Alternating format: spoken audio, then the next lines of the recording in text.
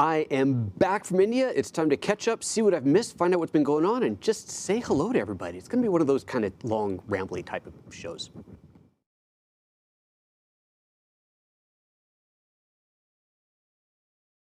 Apparently without the introduction music. I have no idea what happens. This is what happens. I go away and everything breaks. There was no intro music. You know what I mean. Anyway, music sound. I'm back. Hello, everybody. Welcome to PhotoJoseph's Photo Moment at the new, yes, this is the new time. It is going to be on Mondays at 1:30 p.m. Pacific. So for all of those of you who are watching going, oh, this is a great time. I don't usually get to watch it live.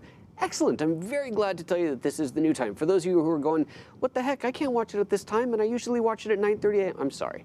But things are changing a little bit here. Once again, as you know, it's always in flux around here. Things are always changing. We are now doing the show twice a week. I know some people are going to be pissed, but it's twice a week now instead of 3 times. 3 times was just becoming a bit too much. And so we're going to do one afternoon show and one morning show. It's an afternoon show on Monday, 1:30 p.m. Pacific. That is the new live time slot. And then the new morning show time slot is actually going to be Thursdays. Old time, 9:30 a.m., but a new day. So essentially, the old schedule is completely out the window. All new schedule for PhotoJoseph's Photo Moment, and I hope that appeals to some of you. I know some people are not going to be happy about that, but you got to do what you got to do. So we're back. We are back on the air on the new schedule. I see a lot of people here in the chat room. Let's just bring up the chat because that's what this is all about today, is just catching up with you guys. I just got back from India, got back yesterday evening. You know, first thing I'm going to tell you about how awesome this is. Remember, well, at least for those of you who watched the Before I Left show, I told you about an app that I was trying out that was all about adjusting your body clock, whatever, for to avoid jet lag. It worked. The app is called Time Shifter, all one word. You can find it on the App Store. I'm almost positive it's on Android as well as on iOS. And essentially what it does, and I'm shilling this for them right now for nothing. I don't get anything out of it. Even if you use my link, it's a free app. It's a paid service that you add on later, so I can't make any money off of it. I'm telling you about this because it has worked so well. So the whole idea is that you put in your sleep schedule when you sleep. Like I usually sleep from about 10 p.m. till 5 a.m. That's kind of like my normal time. So you put that in, and then you put in your flights and destinations, so your entire schedule. And it tells you, starting back a couple days before you leave, how to start adjusting your clock, your time. And it's small changes, like you go to sleep an hour earlier, an hour later kind of a thing. And then it tells you when to sleep on the plane, when to take melatonin to help you to sleep, when to drink coffee, when not to drink coffee. And the idea is you hit the ground running at your destination. And it totally worked. I got to India, 0 jet lag, going to bed at my normal time, up at my normal time, up and running. On the return, same thing. I went to bed a little bit earlier last night. I was kind of done at like 9:30. I was supposed to stay up till 10:30. 9:30 was like, I'm done. Went out. I woke up a little bit earlier this morning, but I am feeling 100%. So Time Shifter, check it out if you travel. It's totally worth it. In the meantime, let's now see what's going on in the chat room. TJ Houston, welcome back. Why, thank you very much. Jake, good to see you here, buddy. Ricardo Romano, thank you, thank you. Technodad, awesome. Some familiar names in here. Technodad says, now I know you're back from India, but why no elephant riding? I'll tell you exactly why no elephant riding. Because I didn't want to pay, was it 2,000 or 3,000 rupees? So it'd be like $25 or $40, whatever the heck it was, to sit on the back of an elephant in a long line of other people sitting on the back of an elephant, riding up to the castle, whatever. I don't even remember what city we were in when we did that. But I'm like, yeah, I don't need to get on an elephant for that kind of money. That's just silly. Instead, I walked up the path with the elephants, probably a bad idea in retrospect, taking a lot of pictures of the elephants, which was much more exciting, frankly, than getting on the back of one. The camel ride, on the other hand, that was a lot of fun. Let's see here. We're talking about the audio. Let's get on with the show here. We were playing with it. So some people asking about the new Osmo. I pulled it up over here. The Osmo Pocket looks pretty cool, interesting. Don't know what I would possibly use it for. I don't see that one in my future, but it does look like an interesting and fun little toy. Remember, I got the what do you call it, the GoPro for this trip. Ooh, I like that. The GoPro was really, really cool. Let's see here. John Morby says, Philip Bloom says the new Pocket Osmo is basically the best thing since sliced bread. Well, good for Philip Bloom. I would have to try it, I suppose. I've been binge watching everybody's reviews. Excellent. Well, cool. I'm glad there's a fun new product out there.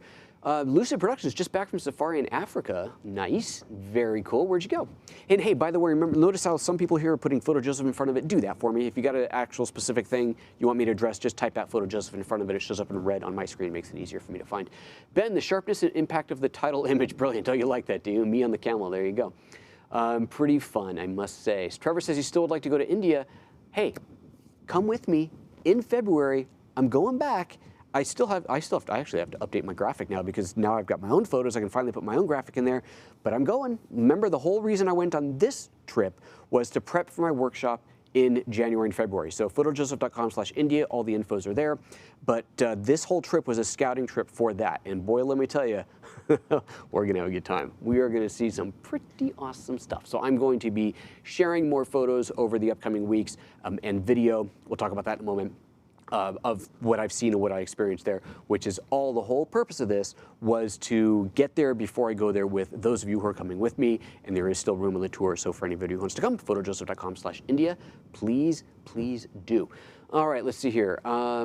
Christopher Pepe says the clipping is back. Talking about audio clipping. All right, let me pull the levels down a little bit. Probably because when the show went live, I got a little bit excited, so let me just pull the levels down about 1.5 dB, and let me know if that's any better. All right, Andrew Barn, good afternoon to you. Let's pull these back up on here.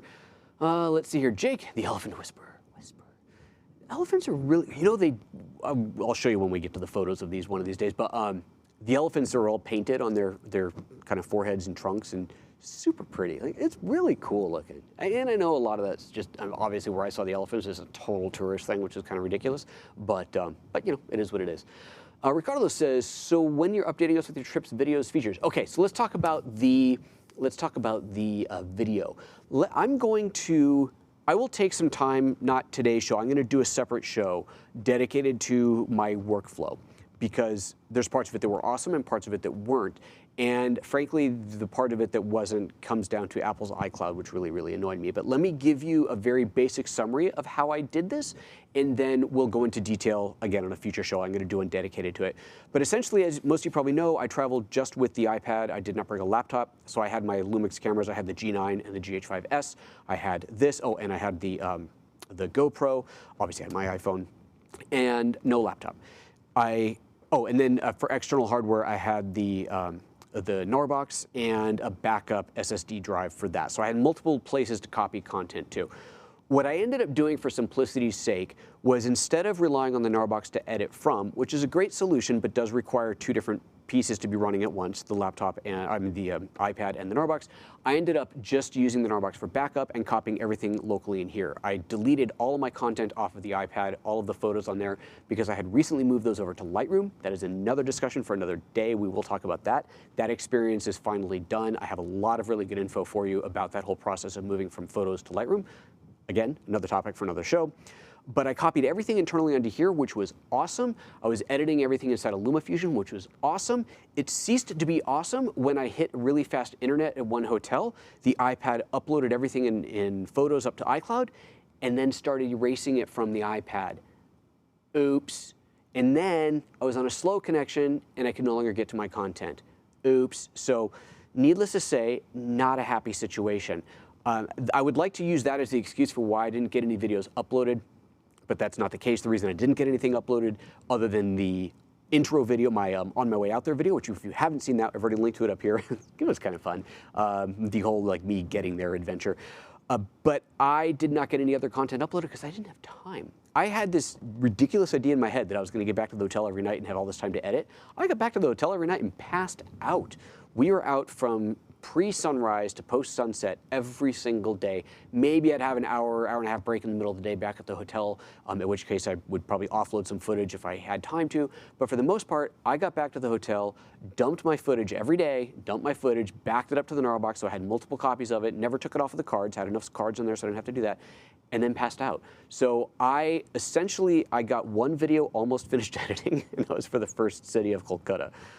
That one's almost done, but it's still not done. So at this point, since I'm back, I'm just going to move everything over to Final Cut, and I will finish Kolkata in Final Cut, and then do all the rest of them from there. I'll be releasing a video for every city that I was in. So let's talk about that. I was in Kolkata. I was in Varanasi. I was supposed to go to Allahabad, which is where the Kumbh Mela is, which is the massive gathering of 30 million people that will be happening in the spring when I go out there with those of you who are coming with me. I was supposed to go and see that location, but the timing ended up not working out. There were some crossed wires in the timing and scheduling, and we decided it wasn't worth trying to get out to anyway because the whole point of this trip was to see things that I will be seeing in a future workshop, or this coming workshop. And the Kumbh Mela is not happening right now. And so I'd basically be seeing an empty city that is under construction getting ready for the Kumbh Mela. So it's just kind of, we just dropped that part. So I didn't get out to Allahabad. So instead of 8 cities, it became 7. So anyway, so Calcutta, Varanasi, and then Agra, which is where the Taj Mahal is, and then Jaipur, Jodhpur, Jaisalmer, and then Delhi. Those are the cities that I did. So I'm going to be releasing a video from each one of those. I shot a ton of video in each one of those, ton of stills in each one of those, except Delhi was kind of a last minute rush through, and I just shot a bunch of stuff on the GoPro. I may not even release that video. We'll see how the footage turned out. But there's going to be a video for each one of those other cities. And so the first one is, here's what I'll do. I will play a sample, a teaser for you of that, of the video from the first city from Calcutta, because it was pretty awesome. Let's see here, let me see, I gotta switch over to this and make sure the audio is turned on there. And let's see here. Here we go, Calcutta. So you can see what the timeline looks like here for now on that. I will just do it from here, and hopefully the audio is coming through, and let's go.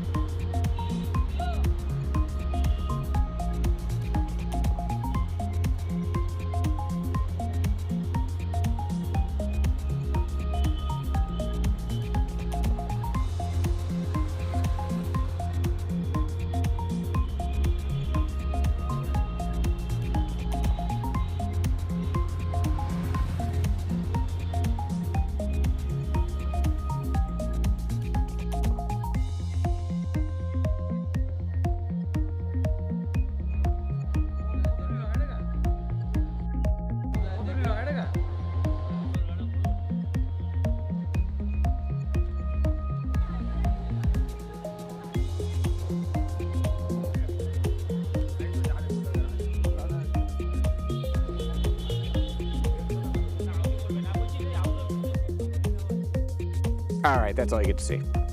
Just a little teaser. Just a little teaser.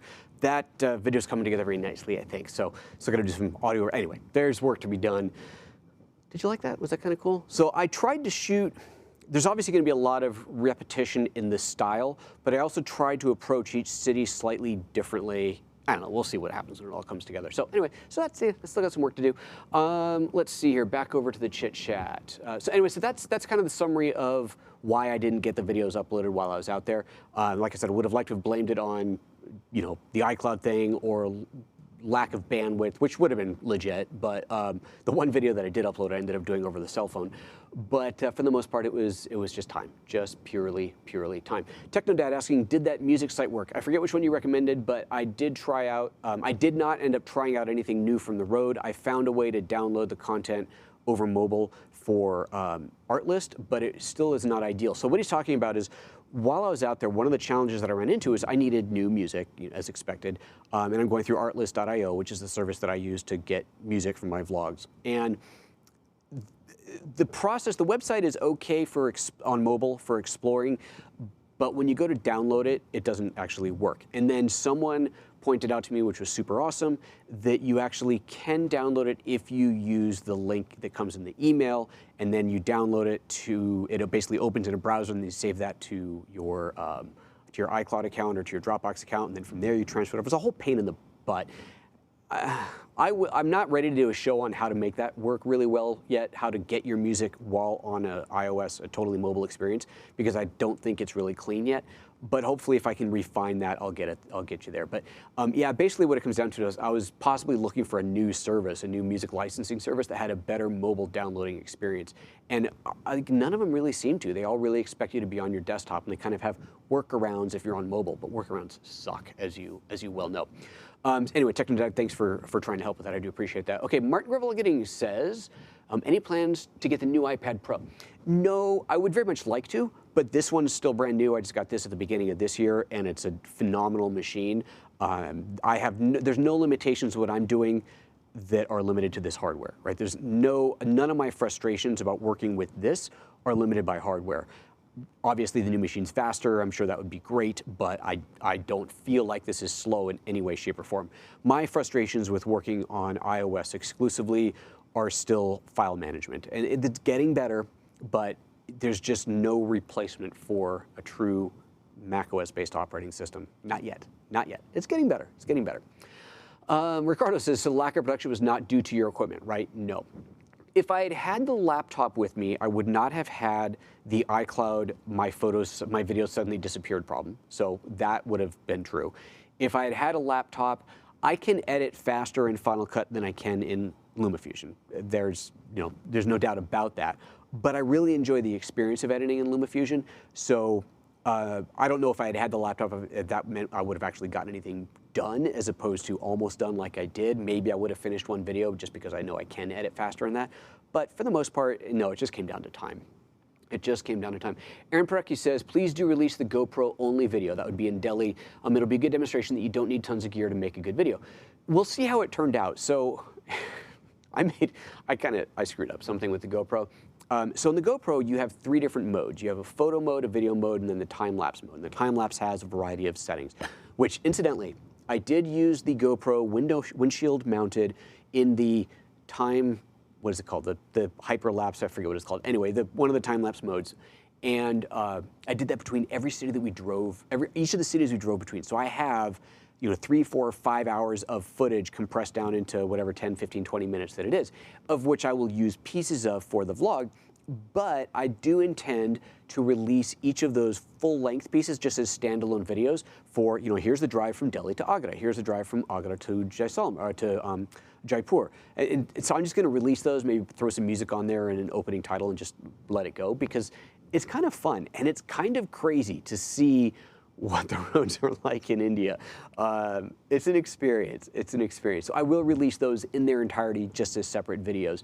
I had a couple of issues where the battery died and I didn't realize it, so I lost pieces. But anyway, so I tell you all that to say that when I got to Delhi and we're in the old market, the old Delhi market, walking around, I was shooting with the GoPro, I realized about maybe 30 minutes in that I had it in the time-lapse mode instead of the regular video mode. I was like, crying out loud. So I have all these utterly useless clips of very, very short, half-second segments of the market.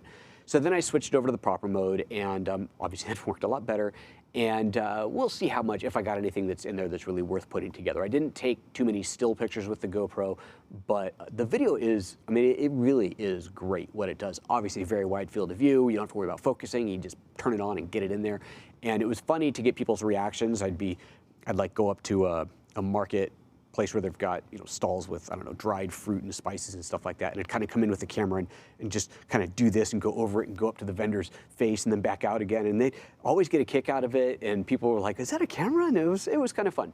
It was fun. So some of that footage might be pretty cool. We'll see. If it's worth releasing, I will release it.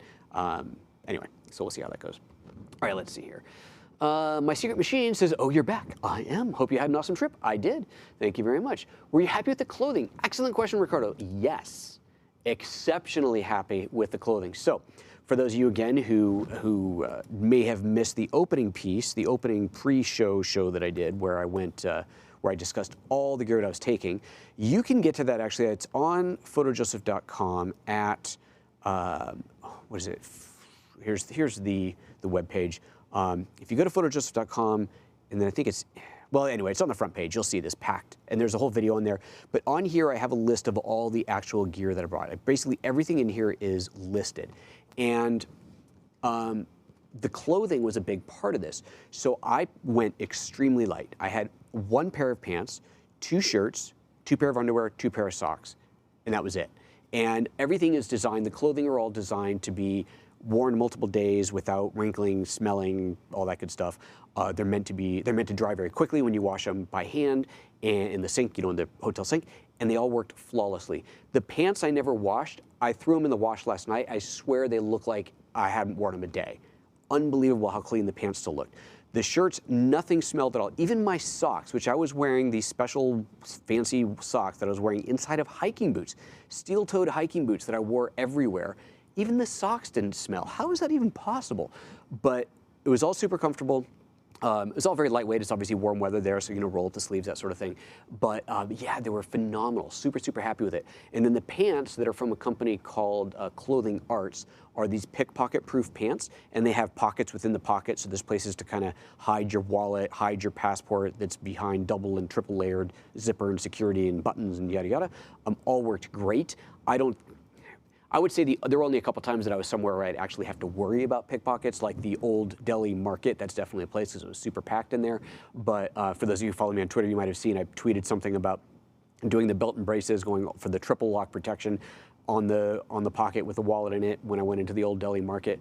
But honestly, I don't think anybody ever tried to pickpocket me. I really don't think it was ever a concern. But it was nice to know I don't have to worry about it. I've got my passport secure, my wallet secure. I'm not checking my pocket every 5 minutes to make sure it's still there. Totally great and secure. So yes, super happy with the clothing. If you're interested, if you're going on any kind of an adventure like I just did, where you're going to be in somewhere for a couple weeks where you don't want to have to pack a lot of clothes, you want to wear the same thing every day, go to my website, go to PhotoJoseph.com, click on that packed link, and scroll down and look under the clothing. The shirts and the pants all performed very, very well. So thank you for asking that good question. Technodad saying the site was called Epidemic Sound, so going back to the music thing, right, Epidemic Sound. So I will look into it more, for sure. Martin says, let's hope that iOS 13 gets it. So going back to talking about iOS versus macOS, all right, let me give you my theory of a fundamental problem between going totally iOS. And this isn't just iOS, let's just say going totally mobile, from a desktop to a mobile system. File management is getting better, and let's just pretend, let's assume that we get to a point where file management is as seamless and as good as it is on the desktop. So whether you're talking macOS or Windows, I don't care. File management on the desktop has been around for 20 plus years. It's solid, we get it, we know how it works, it's all good, right? Right. We're getting there with mobile. Not there yet, but we're getting there. When you're on mobile, yes, you have split view on iOS, and you can have two things up side by side, and you can even drag between them, which is cool.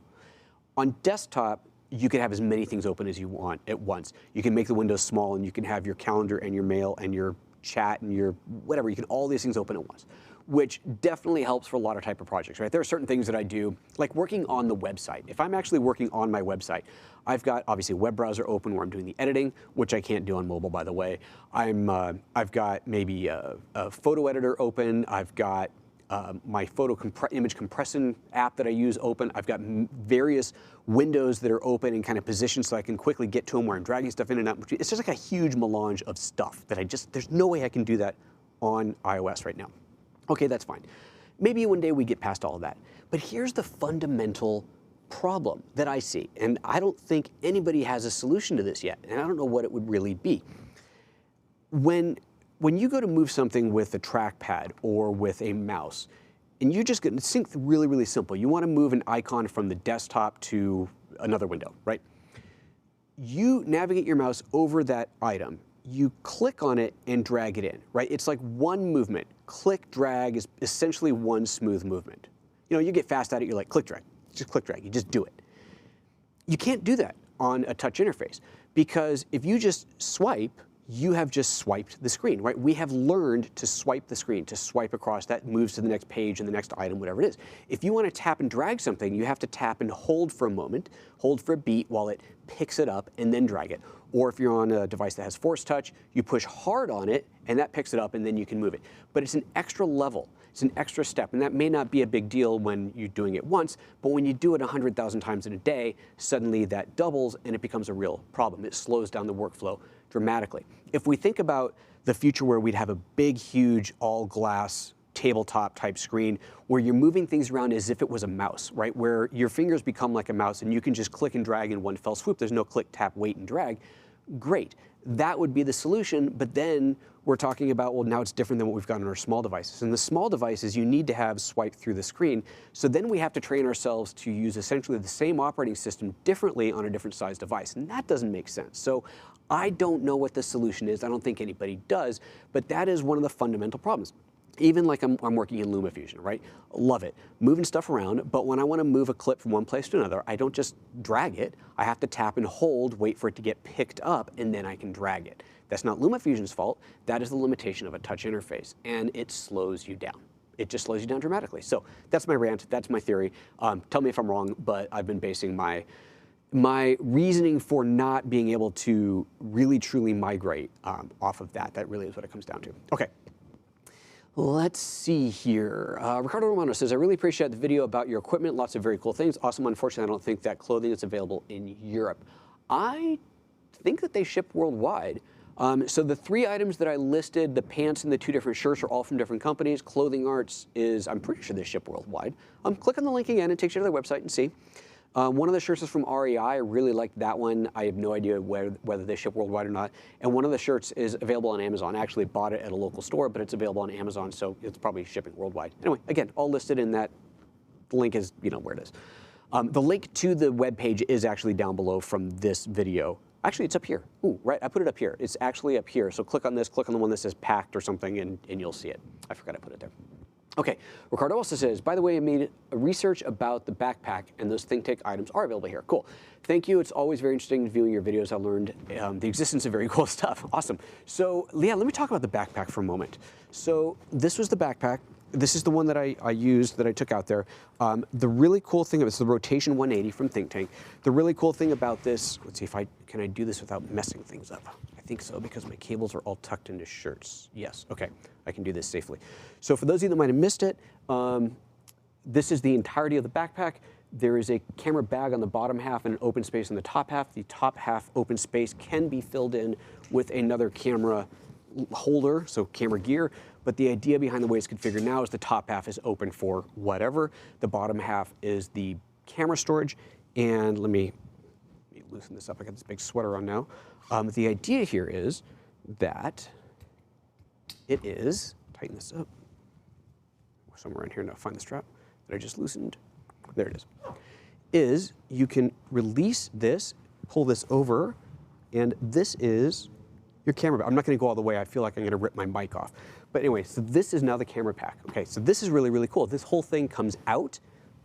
Trying very gently to do this without ripping my cables off. Okay, there we go.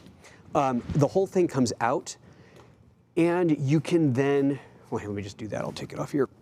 You can have this as a standalone bag. Let me take off the little security cable in here, which you can, in theory, wear as a fanny pack. I found it was not comfortable as a fanny pack. Come on, there we go. However, what I ended up doing was simply making these straps longer. Okay, now I've twisted it over, but that's okay. And just wearing it like this. Okay, I made it longer than that, but this is how I carried it around. And that worked out just great. You can still see the, what's this called? The Peak Design clip right here. Super great. Sorry, I know it's all bumping into microphones. Which was super great. It allowed me to clip the camera there when I didn't want to carry it. Worked out really, really well. So yeah, I think that backpack solution worked out fantastically. I will probably end up doing another video around that, just a full summary of that, but no, it was spot on. All right, let's see here. Ben5 Shuttle says, you could do with an Apple Pencil with a button to help moving items like a Wacom tablet pen. Interesting point. If your Apple Pencil had a button on it that was the grab button, potentially, yes, potentially. But what you really want is to be able to use all 10 fingers to grab things and move things around and not have to pick up the pencil and set it back down again all the time. It's a possible solution, but I think it needs to have a better touch-only solution. I really think that it does. Let's see, John Morby says, backup running, huge iCloud sync, seeing some image quality issues with the stream. Oh, you're seeing image quality issues? I have no idea what's going on over here. Hopefully not. No, stream is still good. No, stream's good on my end. I haven't seen any errors come up. That was all you're asking about. You weren't asking about my, no, that's your end, I'm afraid. I'm sorry. Okay, Ricardo says, what's the name of that clip? Okay, so if you're talking about the one that's on there, the Peak Design, I don't remember. I don't remember if I included that actually in my, I did. Here we go. Let's go to this. The Peak Design mount. There it is. This is the clip. So let's see here. This is actually not totally correct. This is the one that's for the GoPro. I use the one that's the exact same thing, except not the GoPro mount, just with a regular camera mount. And this is, oops, sorry. There we go. This is the Peak Design Capture, that's what it's called. This one you're looking at here is for the GoPro, but the one that I actually had on there was basically just this plate that attached to the bottom of the camera, slaps into there. I have 2 of these mounts, and so what I did was I had one on my waist and one on my strap up here. I ended up not having to wear the backpack as much as I thought I would. I knew that I was going to be checking in and out of hotels constantly. I kind of thought I was going to have to wear the whole thing a lot more than I did. It turned out that I always had a car and a driver, and so I could always leave gear in the car. The driver never left the car, so it was safe. So I didn't have to carry the whole backpack around all the time, which was great, but it also meant that I didn't really need to have the clip up here like I thought I did. I had the GoPro mounted here, which was awesome, but didn't have to have the camera mounted here. I'd still used it when I had the whole thing on. I did use it up there, but I mainly ended up using the one that was down here. So yeah, but Peak Design makes that. It's pretty cool. Alrighty, Ricardo, you're telling me yes, that's the one. Everybody's saying good, thanks a lot. Okay, excellent. Let me see if I missed anything. Remember, if you got your questions, drop them in now onto the chat. Make sure you put @PhotoJoseph in front of it, and I will do my best to answer it. Lucid Production says, I missed this one earlier. I used Leaf to get extensive video files off my iPhone onto my WD Passport Wireless Pro. Leaf, I'm not familiar with Leaf. Interesting. So I did all of my transferring to the iPad using just the SD to Lightning adapter. Right, yep.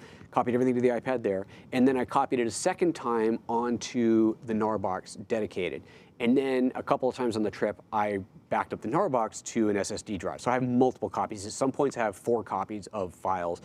Actually, and then for those that hit the cloud, there's even another copy. All the still photos, forget video for a second, all the still photos went into Lightroom Mobile. Most hotels had good enough Wi-Fi that they would trickle up overnight. A couple times I'd leave the hotel in the morning, they hadn't all backed up yet, but then I'd hit a hotel with fast enough Wi-Fi and they would all go up. So by the time I hit my last location, everything I had was already backed up. All the photos, still photos, not video, all the still photos were already backed up to the cloud, which is awesome. Lightroom Mobile, I am so digging on. Really nice. It worked out really well for me on this trip. So yeah, that was very cool. And if you're wondering a workflow for getting your stuff into Lightroom Mobile, you still have to go through Apple Photos, but I've kind of devised a system to get in there as painlessly as possible and not end up with a bunch of duplicates on your iPad.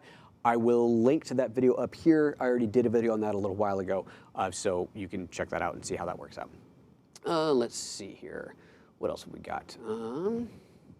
More comments there. Ricardo, they're saying thank you. Assured Creative Media. Did you have any issues with the GoPro 7 overheating? Yes, I think so. But it was when it was in the car window in like 100-something degree sun for all day long. It was the only time. And I think that was the problem because it shut down. Okay, so let me back up. There were a couple things going on here. I have a big battery pack. Here we go. This big Goal Zero Venture 70 thing. This is awesome, right? Massive battery. It's got 2 little cable things on here. Plug this in. There's a, what do you call it? Lightning one. There's another one for USB normal. And then I have a different cable that I use for the USB-C that plugs into the GoPro. So what I tried to do, but I don't think it worked, it was really weird, was I had the GoPro mounted on the windshield, and then this, remarkably, even though it's very heavy, I was able to wedge it into the sun visor and snake the cable in. But I don't think it was actually powering from it. It was really weird. It's like I felt like it did one day and then I felt like it wasn't. I'm not really sure because I did end up running out of battery and it stopped recording. But at one point when it stopped recording, and I was very confused as to why, but when I grabbed it, it was so hot that I thought, oh, I think it overheated and shut down. But it was sitting in the full sun for many hours. So that would be the only time that it possibly overheated, but I can't even confirm that 100%. It was a very confusing situation. I really wasn't sure what had happened, but that is my belief. It was very hot to the touch, like kind of like, you know, trying to pull the battery, change the battery, kind of that kind of hot. So that's fair. You know, I'm sitting in the windshield of a car for like 5 hours straight. Let's see here. Ben 5 Shuttle says, did you find the PD clip compared with your usual belt camera clip? Would you swap over to the PD clip? The PD, are you talking about, I forget what everything's called. PD is the Peak Design. And then this is the Polar Pro. Sorry, what are you asking? How did you find the Peak Design clip compared with your usual belt camera clip? Would you swap? Oh, okay, you're talking about, because I have the Spider clip. That's a good question. That is a very good question. So I have no idea where it is right now. Let me see if it's over here. I have this spider light clip. No, I have no idea where it is. It's buried somewhere. Which I've been a big fan of. I've talked about it a bunch for hanging my camera off of my belt. I love that thing. It kind of swivels around. So when you've got a microphone attached and a bunch of stuff, it kind of swivels around to the side. But at the same token, it swivels to get out of the way, but then the corner of the camera ends up banging into my thigh and I end up with a very sore spot. So I've had this Peak Design clip for a while. I hadn't been using it. And then for this trip, I decided to use it because of the way that I was attaching the clip mount to the bag. It made more sense. And that worked out really, really well. When I was carrying this around, let me make this a little bit longer. When I was carrying this around like so, and then it's gone loose here, but then I had this clip mounted on here, and the camera would just snap into that. That worked out perfectly. With the microphone on it and everything, perfect. So would I switch to that full-time over the spider light? That's a good question. I'm gonna have to try them both side by side again. I like the spider light because of the swivel capability, but I don't like it because it does bump into my thigh. So I don't know. I don't know which one's better at this point. One advantage of the, would you say it's an advantage? So the Peak Design, the mounting plate that goes on the bottom of the camera is a tiny little rectangle, but it's still enough in the way that when you set the camera down, it's gonna either angle over or fall. It doesn't just sit down flush. The spider light clip is a massive post sticking out, so you simply can't set it down flush. Both of them have Arca Swiss type mounts on them, so you can put them under an Arca Swiss tripod head without having to change the attachment, which is awesome.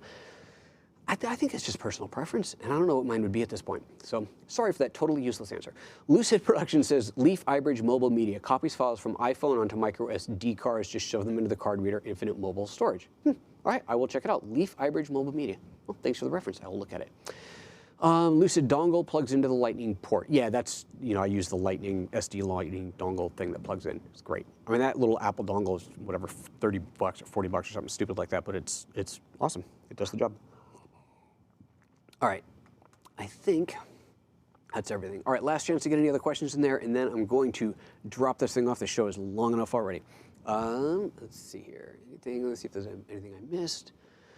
If I have not answered your question, put PhotoJoseph in the thing again and repeat your question, please. Copy and paste it in. Don't just say you missed my question, because that makes me scroll back and find it, and I will never be able to find it. So let's see here. Anything else in there? No, no, no.